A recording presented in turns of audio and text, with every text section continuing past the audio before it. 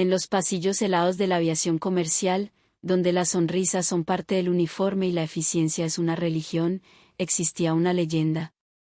Se llamaba Anna Petrova. Sus colegas, entre susurros y miradas de admiración, la habían bautizado la Reina de Hielo. Rusa, de San Petersburgo, con pómulos altos que parecían esculpidos en mármol y unos ojos del color del cielo invernal del Báltico, Anna era la encarnación de la profesionalidad glacial. Su calma era imperturbable, su control absoluto. Nada, ni las turbulencias más violentas ni los pasajeros más difíciles, había logrado jamás quebrar esa fachada de serenidad congelada. Pero esa noche, a 11.000 metros sobre la selva amazónica, el hielo comenzó a agrietarse. El capitán anunció la noticia con una voz que intentaba ser tranquilizadora, pero que no lograba ocultar la gravedad de la situación. Una nube de ceniza volcánica, invisible y traicionera, había cerrado el espacio aéreo sobre Ecuador y Perú. Su destino final, Lima, era inalcanzable. El plan de contingencia era aterrizar en el aeropuerto más cercano con capacidad para un avión de su tamaño, El Dorado, en Bogotá, Colombia. La palabra resonó en la cabina como una sentencia de muerte. Colombia. Para Anna, esa palabra no evocaba imágenes de café, flores o paisajes coloridos. En su mente, moldeada por las películas de Hollywood y las noticias de los años 90, Colombia era un sinónimo de infierno. Un lugar de narcos, de secuestros, de Pablo Escobar. Una tierra salvaje de selvas impenetrables y ciudades sin ley donde la vida no valía nada. Sintió un escalofrío que no tenía nada que ver con la temperatura de la cabina. Miró a sus colegas, sus rostros reflejaban el mismo pánico silencioso. Una de las azafatas más jóvenes, una chica española llamada Sofía, se persignó discretamente. Anna, la reina de hielo, sintió por primera vez en su carrera el aguijón del miedo puro y paralizante. Su corazón, normalmente un metrónomo estable, comenzó a martillar contra sus costillas. Apretó los reposabrazos con tanta fuerza que sus nudillos se pusieron blancos. Nos van a robar en cuanto pisemos la pista, pensó, su mente proyectando escenas terroríficas. Imaginó hombres armados esperando al pie de la escalerilla del avión, arrastrándolos hacia camionetas destartaladas. Su bolso, con su pasaporte y su dinero, de repente se sintió como un objetivo, un imán para la violencia que, estaba segura, les esperaba abajo. El descenso se convirtió en una tortura. Cada sacudida del avión era un presagio, cada luz que parpadeaba en la oscuridad de la ventanilla era una amenaza. Cuando las ruedas del avión tocaron con un chirrido el asfalto de Bogotá, Anna cerró los ojos y contuvo la respiración, preparándose para lo peor. El primer golpe a su armadura de prejuicios no fue un acto de violencia, sino de asombro. Al desembarcar, no se encontró con una pista de aterrizaje improvisada en medio de la jungla, sino con una terminal moderna, reluciente y vasta. El Aeropuerto Internacional El Dorado era un gigante de cristal y acero, con suelos tan pulidos que reflejaban las luces como un espejo. Todo era ordenado, limpio, eficiente. Parecía más un aeropuerto de Zúrich o Singapur que la puerta de entrada al infierno que había imaginado. La tripulación caminó en un grupo compacto, como un rebaño asustado, hacia el control de inmigración. Anna mantenía su bolso pegado a su cuerpo, su mirada escudriñando cada rostro, cada sombra. Esperaba encontrar oficiales corruptos, con miradas avaras y manos extendidas. En su lugar, se encontró con una fila organizada y un silencio respetuoso. Cuando llegó su turno, entregó su pasaporte con mano temblorosa a un oficial de piel morena y una sonrisa amplia. Él examinó el documento, luego levantó la vista y sus ojos se encontraron con los de Anna. Ella se preparó para una pregunta hostil, una demanda velada. En cambio, el hombre le estampó el sello, le devolvió el pasaporte y, con una calidez que la desarmó por completo, le dijo: «Bienvenida a Colombia, mi reina». «Mi reina». La frase la dejó sin palabras. No era un formalismo, no era un coqueteo, era una expresión de amabilidad casual, tan natural y espontánea que rompió una pequeña esquirla de su coraza de hielo. Mientras esperaba a sus compañeros, un representante de la aerolínea, un hombre joven y de aspecto impecable, se acercó a ellos. Hablaba un inglés perfecto y, con una calma asombrosa, les explicó que ya había gestionado todo, un hotel en el centro de la ciudad, transporte y vales de comida. Su eficiencia era total, su actitud tranquilizadora. No había caos, no había pánico. Solo una resolución profesional y amable. El autobús que los esperaba era moderno y limpio.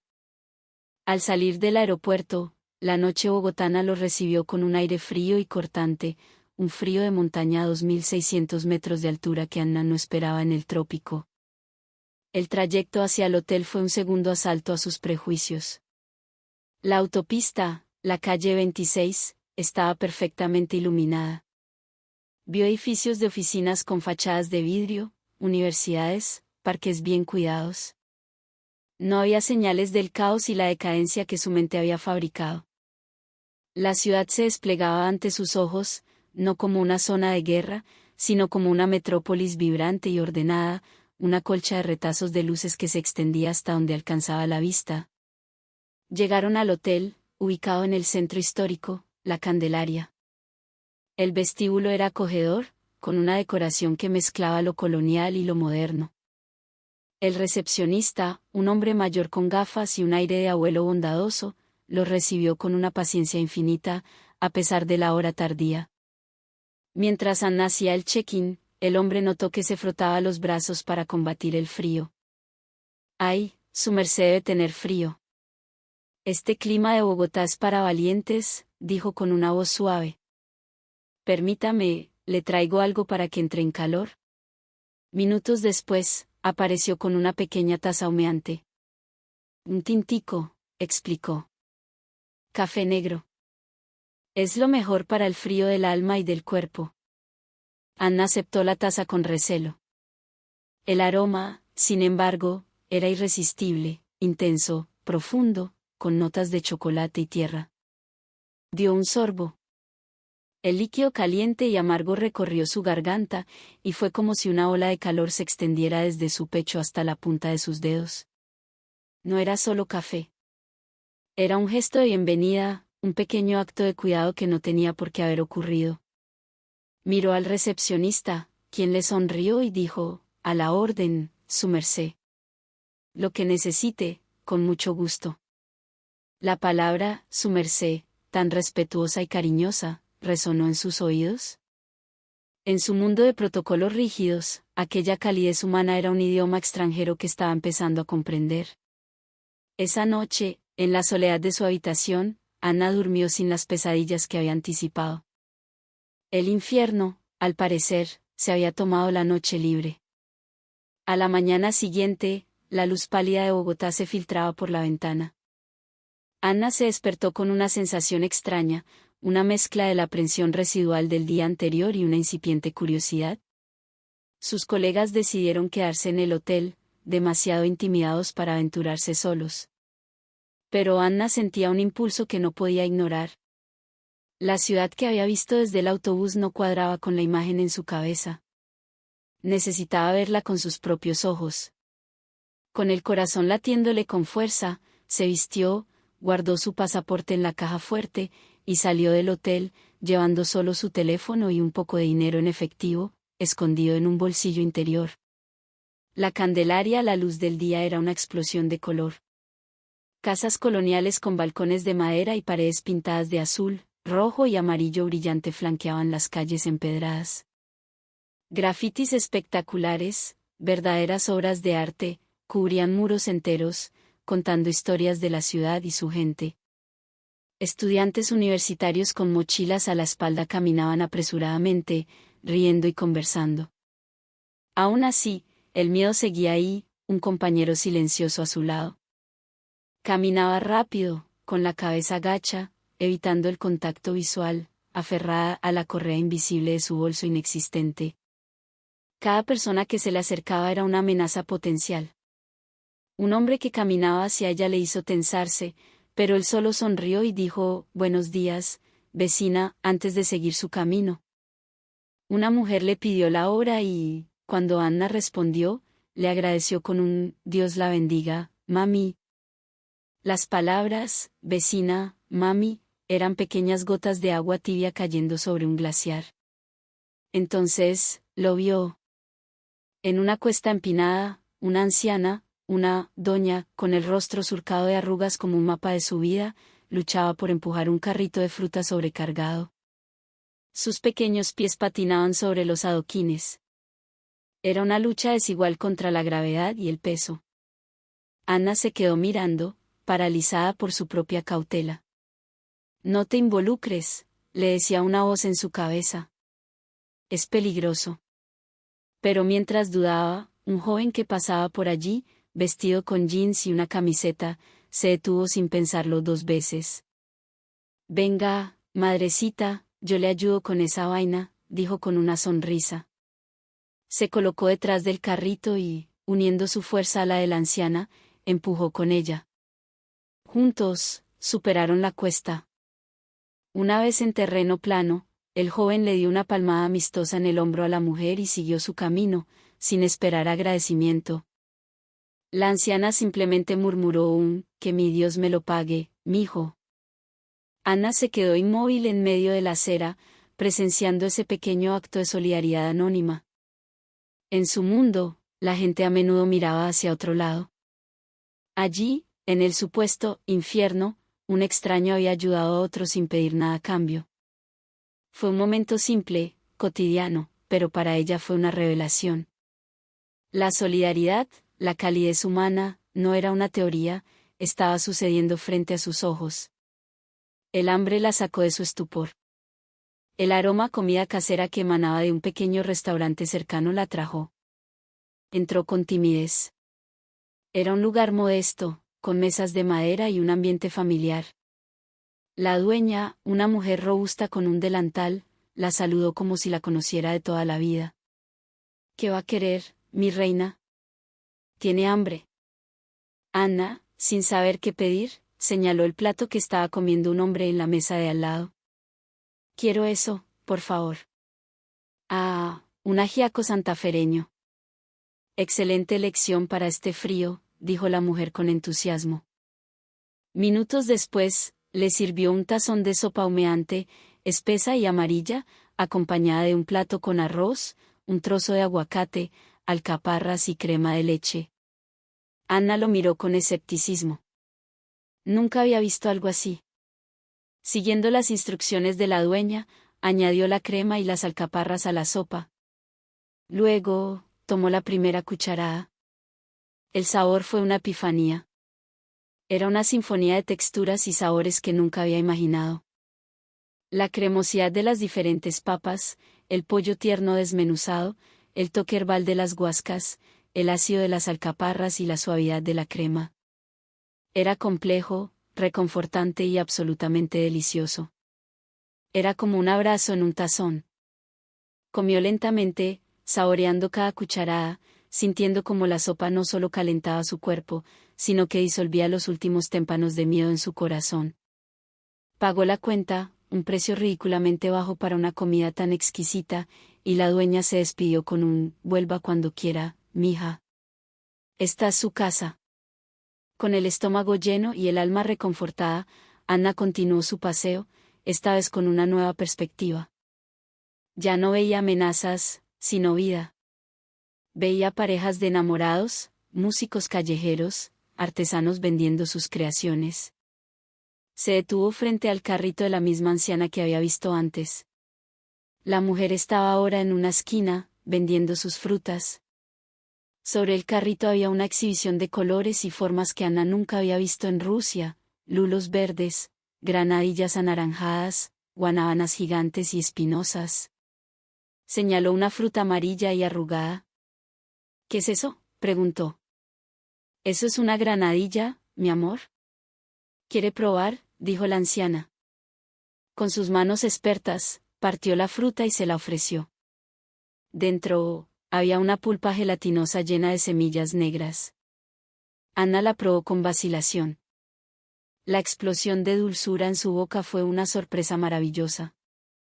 Era un sabor exótico y delicado. «¡Qué rico!», exclamó. ¿Verdad que sí?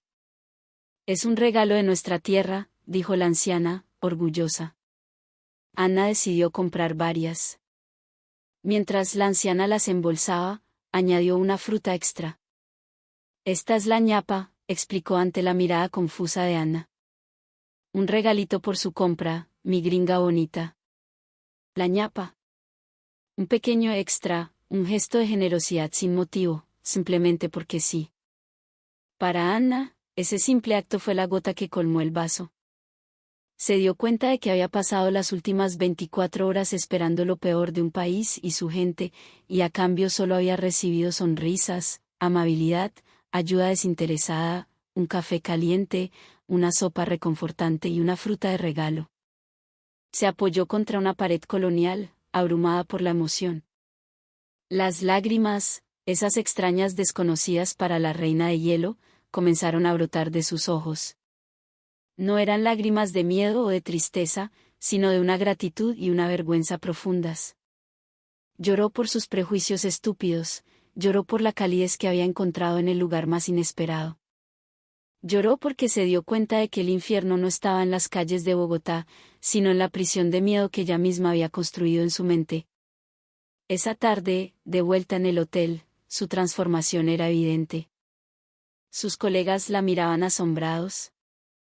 La máscara de hielo se había derretido, revelando un rostro suavizado por la emoción.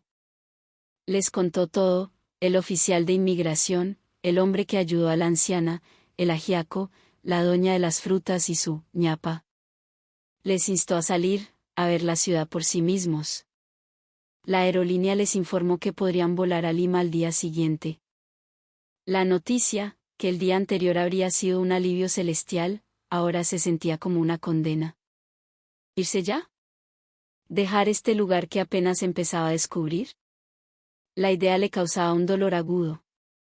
Fue entonces cuando una frase se formó en su mente, clara y poderosa: pensé que venir a Colombia era una sentencia de muerte, pero ahora entiendo que la verdadera agonía es tener que irse.